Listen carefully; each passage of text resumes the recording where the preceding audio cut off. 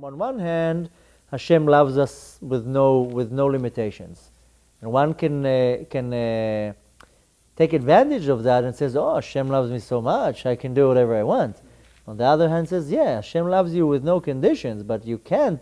Like exactly as I said, Hashem is not your buddy. Hashem, you know, there's rules. You know, there's a famous story in the parasha Vayikra that the Aleph of Vayikra is very small. He's a good employer. Yeah, Hashem is the best employer. But in the story of Parashat Vayikra,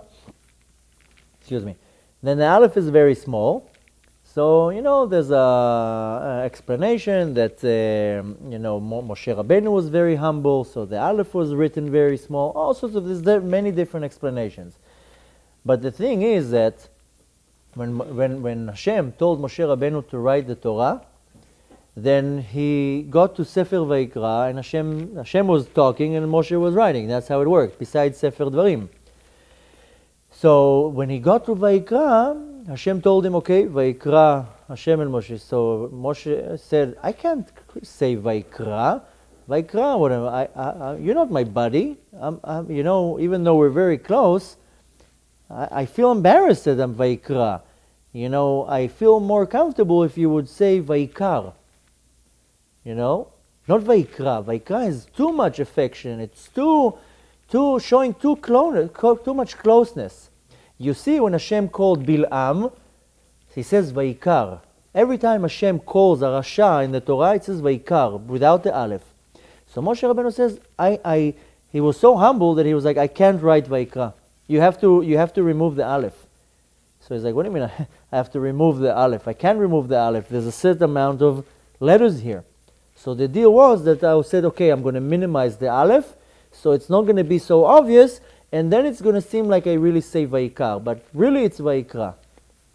Then comes a very interesting insight that, you know, when Hashem writes the Sefer Torah, the amount of the ink is precise. It's not like a sofer that writes a Sefer Torah, and if there's any extras, there's extras. The ink that Hashem used to write the Sefer Torah, you know what it is? The ink that Hashem used, it was, first of all, it was calculated on the drop. So then what happens was there was a little bit of extra ink. So we know that Moshe, when he came down from Shamayim, what does it say? V'karan or panav. His face was shining.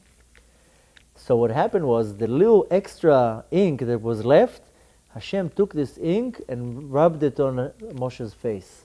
And when Moshe came down from the mountain, the ink was on his face. That's why his face was radiating this light. And it says, most people don't know it, Moshe had like a mask, because nobody could see this light. Nobody was able to look at it. And Moshe, for 40 years till he died, had a mask on his face. And the only time he removed the mask is when he went into Oel Moed. And every time he would go out of the oil, he would cover his face, because nobody was able to look at this light, this godly light.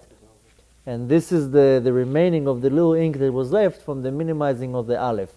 But the thing is, that teaches you also, yeah, Hashem He loves us unconditionally, but He's not, you can't like be like chummy and, oh yeah, it's like my best buddy. You have to have this humbleness that's saying, okay, this is the creator of the world. I can't like be like, oh, you know, I can do whatever I want.